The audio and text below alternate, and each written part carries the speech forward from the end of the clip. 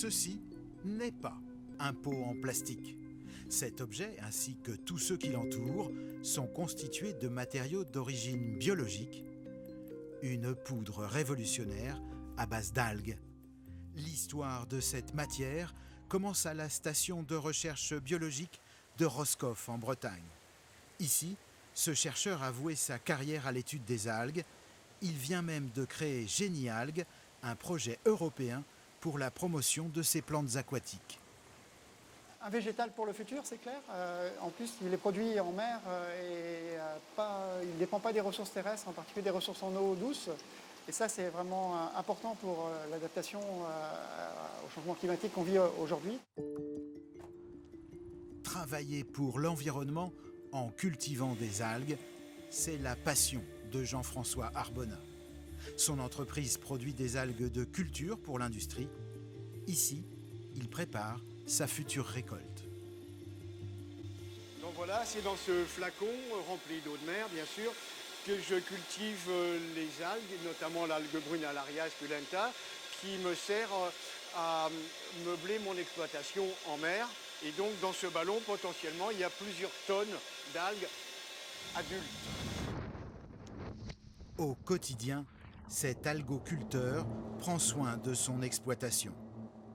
À l'embouchure de la Rance, près de Saint-Malo, il insère les jeunes pousses sur de longs cordages à fleur d'eau. On produit, bon an, mal an, selon les saisons, 40-50 tonnes d'algues pois frais, essentiellement des algues brunes de type laminaire, des grandes algues en forme de lame, d'où leur nom. Vous allez nous montrer ça peut-être? Alors, on va changer de côté, changer de bord. Voilà, vous avez ici une très jolie algue qui s'appelle Alaria. Alaria esculenta, son nom. Elle a des usages polyvalents. On peut l'utiliser en alimentaire, on peut l'utiliser en cosmétique, mais aussi pour les biomatériaux, qui est un sujet tout à fait d'avenir, mais tout à fait présent. Les biomatériaux, c'est l'avenir de la filière. C'est dans cette usine expérimentale que ces algues vont suivre un long processus de transformation. Donc là, on est en train de mettre les algues en première étape.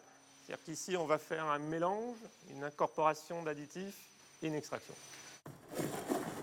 Ce mélange va être séché, puis broyé pour obtenir cette fine poudre qui sera injectée dans cette machine et former nos petits pots en biomatériaux. Là, on est sur un 100% végétal. C'est-à-dire qu'on a 98% d'algues dans le produit et 2% d'additifs végétaux naturels. Et l'entreprise vient de tester une nouvelle poudre à base d'algues tropicales. Avec cette poudre constituée essentiellement d'algues sargasses, on va non seulement pouvoir fabriquer des matériaux comme ce pot horticole, mais on va aussi pouvoir se débarrasser d'un fléau qui empoisonne le littoral des Antilles. Car la société envisage d'acheter les milliers de tonnes de sargasses qui s'échouent aux Antilles. De plus, ces nouveaux matériaux biodégradables permettront d'éviter ces continents de déchets plastiques qui polluent les océans.